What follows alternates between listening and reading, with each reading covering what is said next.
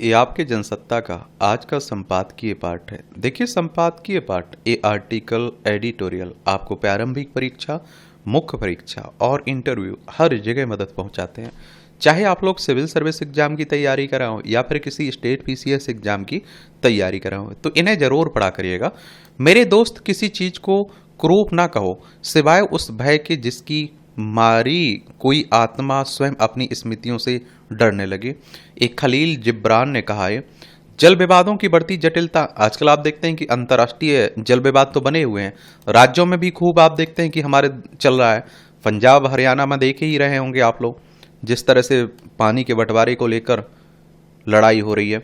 अगर हरियाणा में अभी आम आदमी पार्टी की सरकार होती तो उसका पंजाब के साथ भाखड़ा बांध के पानी के वितरण पर चल रहा विवाद क्या इसी रूप में रहता, तब शायद मौजूदा विवाद की तरह इस मसले का राजनीतिकरण नहीं होता। पंजाब हरियाणा के बीच पानी को लेकर जिस तरह की खींचतान और आरोप प्रत्यारोप चल रहे हैं, बहुत संभव है तब ऐसा ना होता। और अंतर्राज्यीय जल विवादों का किस तरह राजनीतिकरण होता है, यह इसका ताजा उदाहरण है। हमारे देश में हर मुद्दे पर राजनीति होती है। आप देखिए, राज्यपाल, आपको लगता है कि जब केंद्र में उसी पार्टी की सरकार हो, राज्य में उसी पार्टी की सरकार हो, तब आपको लगता है कि वो राज्यपाल और मुख्यमंत्री की भी तनातनी चलती है? नहीं। केंद्र में किसी और पार्टी की सरकार हो, राज्य में किसी और पार्टी की सरकार हो, तब लड़ाई जरूर होने लगती है। भारत की प्रमुख नदियां दो या दो से अधिक राज्यों द्वारा साझा की जाती हैं। आबादी बढ़ने के साथ पानी की बढ़ती मांग के कारण राज्यों द्वारा अपनी कानूनी और राजनीतिक शक्ति का दावा करने के साथ अंतर्राज्यीय जल विवाद बढ़ रहे हैं। अधिकांश समय से ये विवाद अनसुलझे, शांतिपूर्वक हल की गई समस्याओं के कुछ उदाहरणों में चंबल घाटी परियोजना शामिल है, और जिसमें दो राज्यों के प्रशासन इस बात से सहमत हुए थे कि वे परियोजनाओं से आने वाले अपने अपने क्षेत्रों में बाढ़ से होने वाली सरकारी संपत्ति के लिए कोई मुआवजा नहीं लेंगे। दूसरी ओर कभी कभी इस बात पर असहमति होती है कि राज्यों द्वारा किए गए समझौते और अंतर्राज्यीय नदियों के पानी को कैसे विभाजित किया जाना चाहिए। भारत में अधिकांश अंतर्राज्यीय जल विवाद अंतर्राज्यीय नदी बेसिन के पानी के उपयोग, वितरण और नियंत्रण पर असहमति के कारण उत्पन्न होते हैं। राज्यों के बीच जल विवादों को हल करने के लिए संसद ने 1956 में अंतर्राज्यीय नदी जल विवाद अधिनियम पारित किया था। इसके साथ ही विभिन्न अंतर्राज्यीय जल विवाद न्यायाधिकरण स्थापित किए गए। कई अंतर्राज्यीय जल विवाद न्यायाधिकरण की स्थापना के बावजूद उनकी प्रभावशीलता अंतर्निहित मुद्दों और चुनौतियों से बाधित हुई। संस्थागत और राजनीतिक कारणों से समाधान में लंबे समय तक देरी हुई।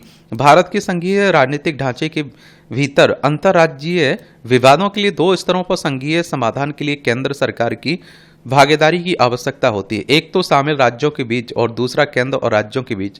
पानी की बढ़ती कमी, मीठे पानी की शहरी एवं ग्रामीण क्षेत्र में मांग में तेज वृद्धि तथा विवादास्पद राजनीतिक गतिशीलता ने समस्या और बढ़ा दी है, और किसी राज्य द्वारा अंतर्राज्यीय नदी पर परियोजना का विकास अन्य बेसिन राज्यों के हितों को प्रभावित कर सकता है, और इसलिए अंतर्राज्यीय नदी घाटियों के पानी के उपयोग, वितरण और नियंत्रण के संबंध में राज्यों के बीच मतभेद उत्पन्न होते हैं। भारत की 18 प्रमुख नदियों में से 17 को दो या दो से अधिक राज्यों द्वारा साझा किया जाता है। भारत में जल संसाधनों की स्थानिक और लौकिक विविधताएं, प्रति व्यक्ति पानी की उपलब्धता में लगातार गिरावट, सिंचित कृषि पर बहुत अधिक निर्भरता, देश की संघीय संवैधानिक संरचना के परिणाम स्वरूप भारत के विभिन्न राज्यों के बीच पानी की तीव्र प्रतिस्पर्धी मांग बढ़ रही है। और भारत के संघीय संवैधानिक आप देखते हैं ढांचे के तहत पानी मोटे तौर पर राज्य का मामला है, और जिसमें केंद्र सरकार की सीमित और परिभाषित भूमिका है। गौरतलब है कि भारत में हर राज्य प्राकृतिक संसाधनों पर अपना अधिकार जताता है। विशेष रूप से पानी के मामले में कई बार तो यह विवादास्पद मुद्दा हो जाता है, क्योंकि सभी प्रमुख नदियां कई राज्यों से होकर आप देखते हैं कि क्या बहती हैं। ये आप देखिए, जल विवादों को सुलझाने के लिए भारत में भले ही कई कानून हैं, और आप देखते हैं, लेकिन अंतर्राज्यीय जल विवाद पड़ोसी राज्यों के बीच बेमनस पैदा करते रहे हैं। हालांकि जल से संबंधित कानून राज्य का विषय है, इसलिए राज्यों के पास जल आपूर्ति, सिंचाई, नहरों, जल निकासी तथा तटबंधों, जल भंडारण, जल विद्युत और मत्स्य पालन को विनियमित करने की विशेष शक्ति है। मगर यह समझना होगा कि राज्यों को दी गई शक्तियों पर कुछ प्रतिबंध भी हैं। राष्ट्रीय जल मार्गों पर नौवहन से संबंधित विषयों पर कानून बनाने की शक्ति और साथ ही ज्वारीय तथा प्रादेशिक जल के उपयोग को विनियमित करने की शक्तियां संघ के कानून के दायरे में आती हैं। संघ को अंतर्राज्यीय जल विवादों से संबंधित मामलों का न्याय निर्णय करने का भी अधिकार है। भारत में अंतर्राज्यीय जल विवाद केंद्र और राज्य सरकारों के बीच अमित्र संबंधों के कारण दलीय राजनीति में उलझ जाते हैं और इसमें जटिलता कड़वाहट भी कभी नजर आती है। और इन विवादों का इस्तेमाल अक्सर राज्य और राजनीतिक कर्ता धर्ता वोट बैंक को आकर्षित करने तथा अपने निर्वाचन क्षेत्रों को मजबूत करने के लिए करते हैं। तथ्य यह है कि भारत की आबादी बहुत बड़ी है लेकिन पानी बहुत ज्यादा नहीं है। दुनिया के नवीकरणीय जल संसाधनों का केवल 4% और वैश्विक आबादी का 18%। कई बार इस जल को लेकर तनाव बढ़ जाता है, कभी कभी यह गंभीर टकराव में भी बदल जाता है और जिससे राज्यों के बीच और राज्यों व केंद्र के बीच रिश्ते तनावपूर्ण हो जाते हैं और विरोध प्रदर्शन हिंसा का भी इन विवादों में समावेश हो जाता है। स्वतंत्रता के बाद से भारत में सिंचाई जल विद्युत उत्पादन के लिए नदी जल संसाधनों का विकास धीरे धीरे आगे बढ़ा। अंतर्राज्यीय नदियों पर कई बहुउद्देशीय नदी घाटी परियोजनाएं लागू की गई। भाखड़ा नांगल, हीराकुंड, चंबल, तुंगभद्रा, नागार्जुन सागर, दामोदर घाटी जैसी नदी घाटी परियोजनाओं ने इन क्षेत्रों के विकास में काफी मदद मिली है। यह सिंचाई, बिजली और बाढ़ नियंत्रण प्रदान करती है और इनमें से कई पहलों में राज्यों से संबंधित नदी को एकीकृत तरीके से सहकारी रूप से विकसित करने के लिए मिलकर काम किया है और जिसने आप देखते हैं कि विभिन्न तटवर्ती देशों को इसका सबसे बड़ा लाभ मिल सके। हालांकि कुछ मामलों में अंतर्राज्यीय नदी के पानी के उपयोग को लेकर सह तटवर्ती राज्यों के बीच संघर्ष ने जल संसाधनों के विकास को बाधित किया है। जब ऐसा होता है तो ऐसी नदियों में नदी विकास की योजनाएं थम जाती हैं। पूरा देश और खासतौर पर ये नदियां जिन क्षेत्रों में बहती हैं वे सिंचाई, बिजली और बाढ़ नियंत्रण के मामले में विभिन्न परियोजनाओं से मिलने वाले लाभों से वंचित हो जाते हैं। अंतर्राज्यीय जल विवादों से निपटने के लिए घरेलू कानूनी ढांचा प्रक्रियाएं अभी भी बहुत पुरानी और अविकसित हैं, जो अंतर्राज्यीय मध्यस्थता का समर्थन करने के लिए पर्याप्त नहीं है और इस पर दलीय राजनीति ऐसे विवादों को सुलझाने में एक बड़ी बाधा बन जाती। राजनीतिक सीमाओं के भीतर इसका भौतिक वितरण निश्चित रूप से अस्थिर राजनीतिक समीकरणों का परिणाम। चूंकि नदी बेसिन साझा संसाधन, इसलिए नदी के जल संरक्षण, न्याय संगत वितरण और सतत उपयोग के लिए केंद्र की पर्याप्त भागीदारी के साथ राज्यों के बीच एक समन्वित दृष्टिकोण आवश्यक है। इसके लिए राज्य सरकारों और नेताओं को अपनी राजनीतिक महत्वाकांक्षाओं को परे रखना होगा। बाकी आप लोग क्या सोचते हैं, अपनी राय आप लोग जरूर बता सकते हैं।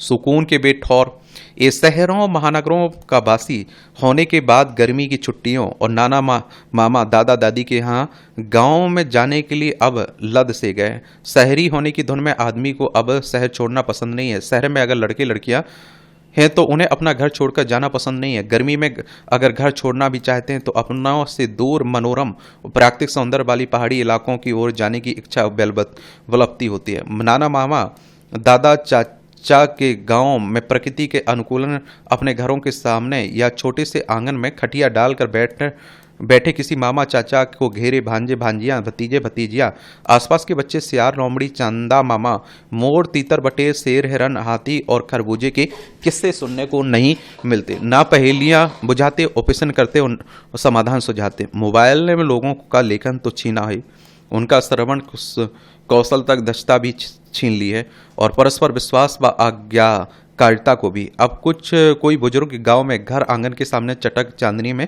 खटिया डालकर बैठे हुए नहीं मिलते हैं। अब देर रात किशोर और युवा तक स्वयं सजे सजाए या अपने माता पिता के साथ किसी भेलपुरी, पानीपुरी, चाट की थैला गाड़ी, बर्गर, पिज्जा, पाव बड़ा, पास्ता, मैगी की दुकानों पर चटकारे लेते मिल जाएंगे या फिर मोबाइल में घुसे मिल जाएंगे। अवकाश के क्षणों में बड़े बूढ़ों और हम उम्र के साथ समूह में बैठकर हंसी मजाक कर आनंद लेने के दिन अब लद गए।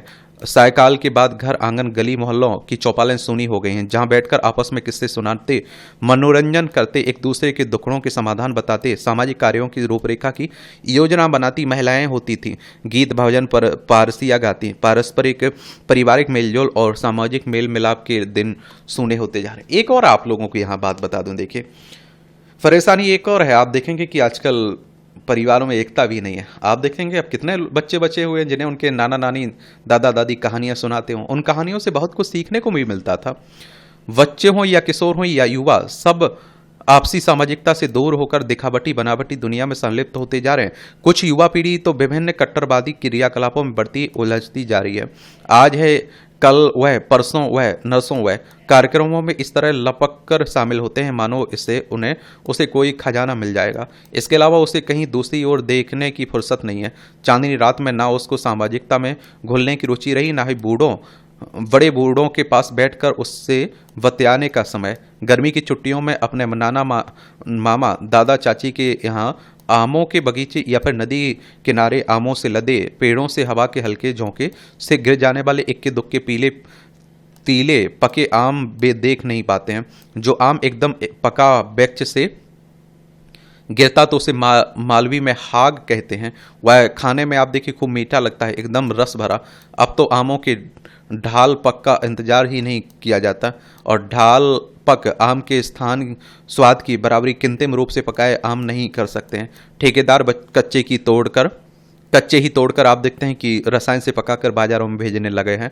अरावली, विंध्याचल, मालवा की पठार जैसी गिरी श्रृंखलाओं में बसे गांव कस्बों में पर्वतराज के वन प्रांतर से गर्मी में बिकने आए ग्रीष्म फल टिमरू, जिसका वनस्पतिक नाम जेंथोजाइलम एलेटम है और जिसकी पहाड़ी नीम तिरमिरा जैसे नामों से भी पुकारा जाता है, और जिसकी लकड़ी धार्मिक महत्व के बारे के काम भी ली जाती है, और उसमें vitamin C, vitamin A, folic acid, अन्य पोषक तत्व पाए जाते हैं। अब देखने को नहीं मिलते हैं कि किसी कस्बे की ठेला गाड़ी पर दिख भी जाएं तो उन्हें खरीदने वाले नहीं मिलते हैं। और इसके साथ एक ऐसा भी पीला फल है और जिसे मालवी में रायन और हिंदी में खिरनी, रियान संस्कृत में छीनी आदि नामों से पुकारा जाता है।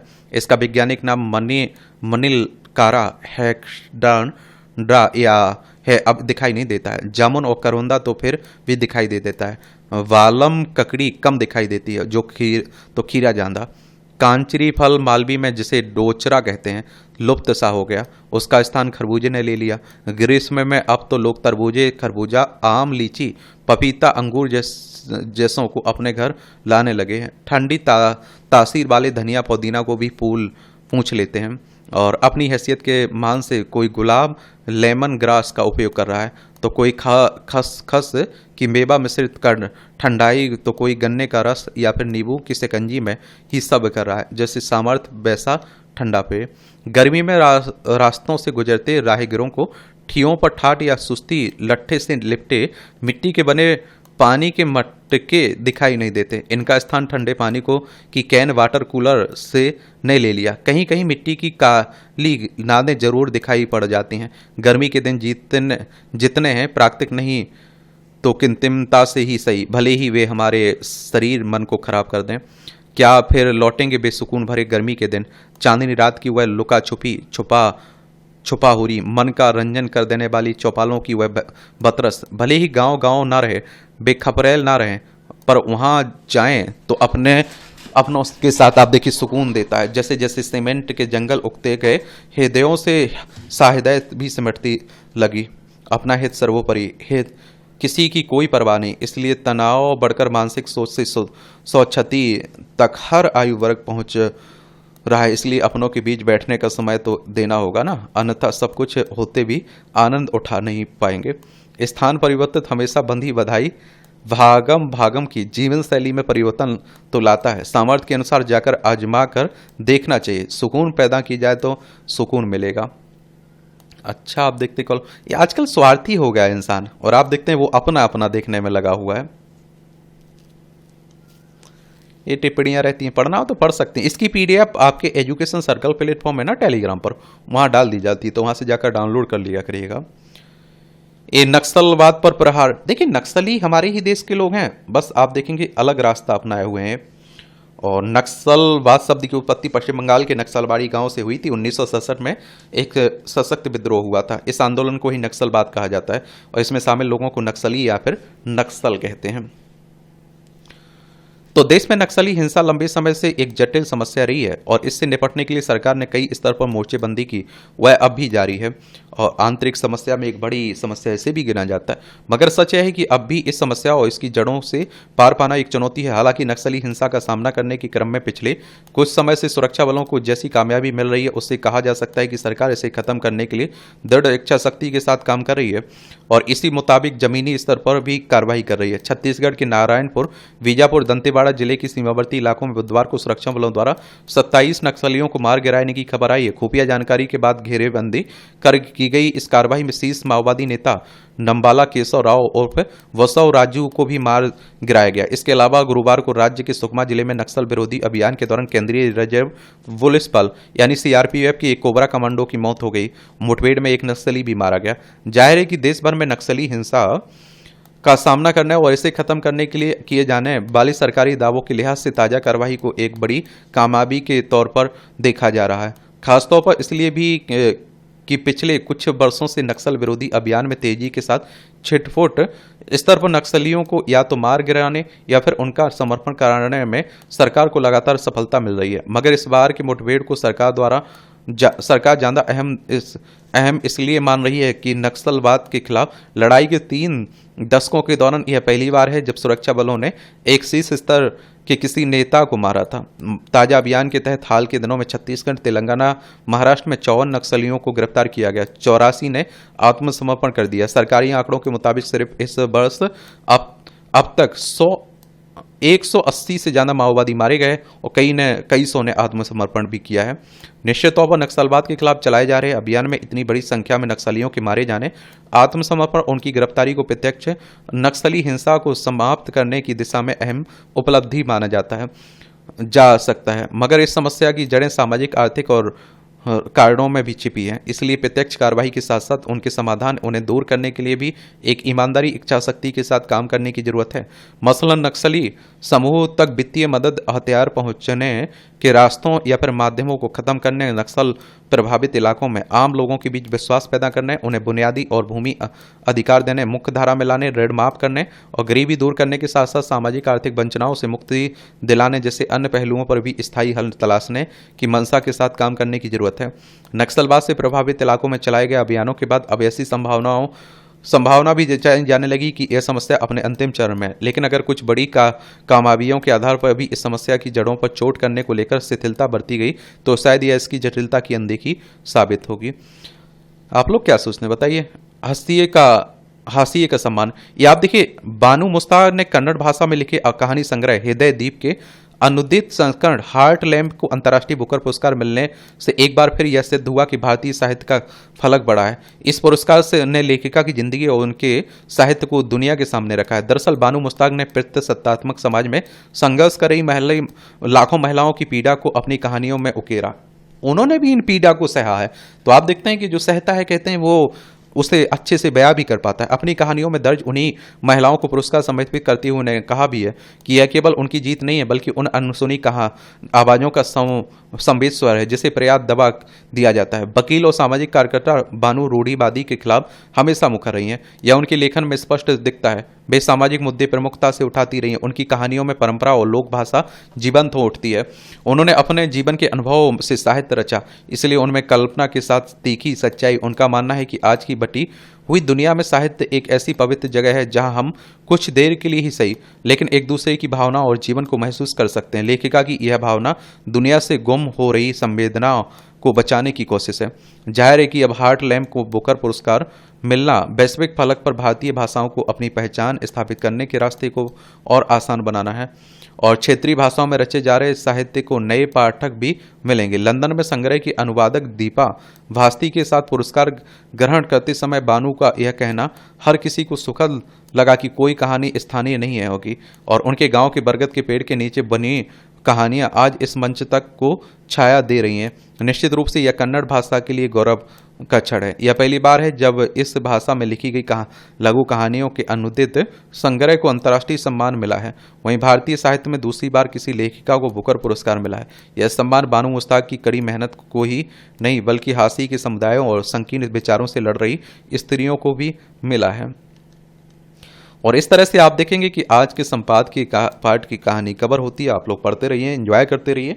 आपका कोई सवाल हो, मेरे लिए सुझाव हो तो आप लोग जरूर बताया करिएगा। धन्यवाद।